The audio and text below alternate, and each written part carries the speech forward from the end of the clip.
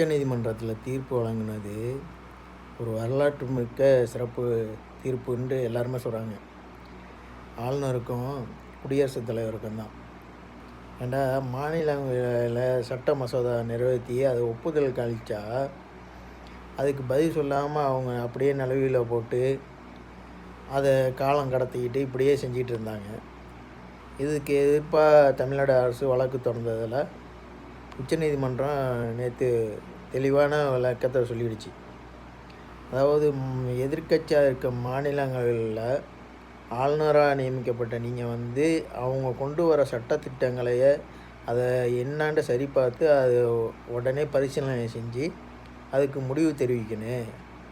நீங்கள் உங்களுக்கு காலக்கெடு இல்லைன்னாலும் உங்கள் இஷ்டத்துக்கு அதை காலம் தாமதப்படுத்தக்கூடாது. ஒரு மசோதா கொண்டுட்டு வந்தால் உடனே அது தீர்ப்பை கொண்டுட்டு வந்து அதை நிறைவேற்றுறது தான் ஆளுநருடைய பொறுப்பு. அது மாநிலங்கள் சட்ட சபையில் கொண்டுட்டு வரப்பட எந்த தீர்மானங்களையும் ஆளுநர் நிராகரிக்கிறதுக்கு எந்த ஒரு வாய்ப்பும் இல்லை.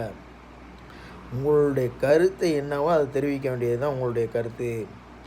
அப்படி நீங்கள் இதுக்கு காலதாமதப்படுத்துனீங்கன்னா மாநில சுயாட்சி அவங்க இதை ஹைகோர்ட்டில் முறையிட்டு அவங்க நேரடியாக தீர்ப்பு ஏற்றுக்கலாம் முடிவு கொண்டு வந்திருக்காங்க.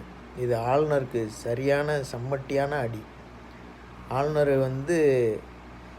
ஒரு மாநிலத்தில் ஆளுநராக இருக்கிறவர் அவர் கூட்டாட்சி முறையில் மத்திய அரசுக்கு கட்டுப்பட்டு பிஜேபிக்கு கட்டுப்பட்டு மாநில அரசு கொண்டுட்டு வர ஒரு திட்டத்தை நிராகரிச்சுக்கிட்டு இருந்தாக்கா எப்படி உச்சநீதிமன்றம் ஒரு தீர்ப்பை சரியான முறையில் கொடுத்துருக்கு.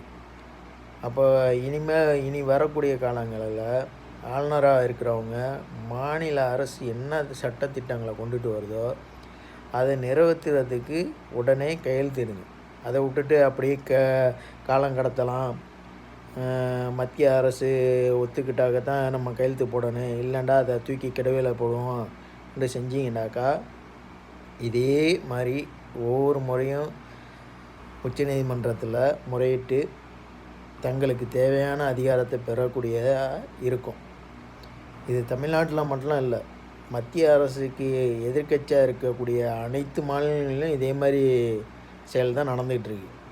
39 மசோதாக்கள் நிலுவையில் இருக்கான் ஆளுநர் கையொப்பமிடாமல். இந்த மாதிரி தான் ஆளுநர்கள் எதிர்க்கட்சியாக இருக்கக்கூடிய மாநிலங்களில் செயல்படுத்துகிறாங்க. ஆளுங்கட்சியாக இருக்கக்கூடிய ஒன்றிய அரசு ஆளுங்கட்சியாக இருக்கக்கூடிய மாநிலங்களில் அவங்களுடைய தேவையை பூர்த்தி செய்வதற்கு உடனே ஆளுநர் கையெழுத்து போடுறாங்க. எதிர்க்கட்சியாக இருக்கக்கூடிய மாநிலத்தில் எதையுமே கையெழுத்து போடுறதில்ல. ஆளுநர் அதை அப்படியே கண்டுக்கிறதில்ல.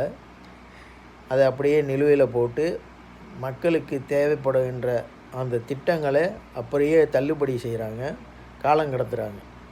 இதுலேருந்து மீண்டு வர்றதுக்கு தான் இந்த உச்சநீதிமன்றம் சரியான தீர்ப்பை கொடுத்துருக்கு.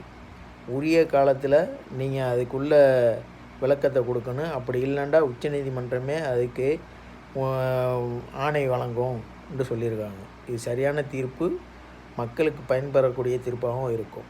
ஆளுநருக்கு இது ஒரு படிப்பினையாகவும் இருக்கும்.